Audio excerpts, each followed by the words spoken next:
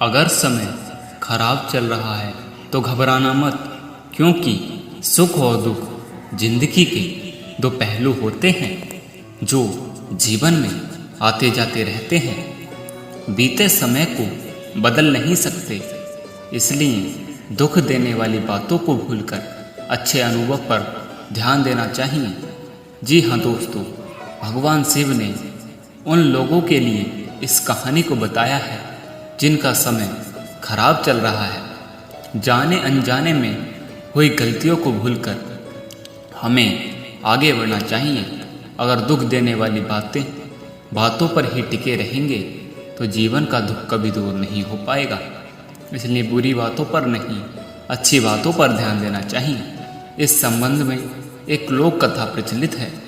कथा के अनुसार पुराने समय में किसी गुरुकुल में एक शिष्य बहुत उदास रहता था।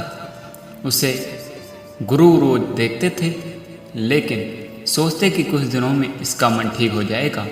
काफ़ी दिन बीत जाने के बाद शिष्य आश्रम में दुखी ही रहता था। एक दिन गुरु ने उससे कहा कि आज शाम को तुम मेरे पास आना, मुझे कुछ बात करनी है। शाम को पढ़ाई पूरी होने के बाद शिष्य गुरु के पास पहुंचा तो गुरु ने उससे कहा कि तुम इतना उदास क्यों रहते हो। शिष्य बोला, गुरुजी, बीते समय में मेरे परिवार में बहुत परेशानियां एक साथ आ गई थी। पुरानी बातों को याद करके मैं पूरा परिवार दुखी रहने लगा है। उन्हें याद करके मैं यहीं दुखी रहता हूँ, मेरा मन पढ़ाई में भी नहीं लग पाता है। गुरु ने कहा, क्या तुम नींबू शरबत पियोगे? उससे तुम्हें अच्छा महसूस होगा। शरबत के लिए शिष्य मान गया। गुरु ने नींबू शरबत बनाया और जानबूझकर उसमें नमक ज़्यादा डाल दिया।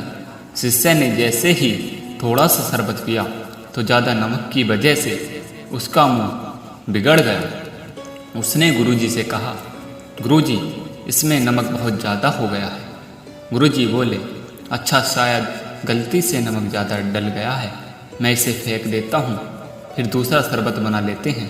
शिष्य बोला, गुरुजी, इसे फेंकने की ज़रूरत नहीं है, इसमें थोड़ा शक्कर डाल देते हैं तो मिठास से शरबत का खारापन कम हो जाएगा और हम इसे पी सकेंगे। गुरुजी बोले, बिल्कुल सही बात है। ठीक इसी तरह जब हमारे जीवन में बुरा समय आता है तो हमें भी दुख देने वाली बातों को भूलकर जीवन के अच्छे अनुभवों पर ध्यान लगाना चाहिए।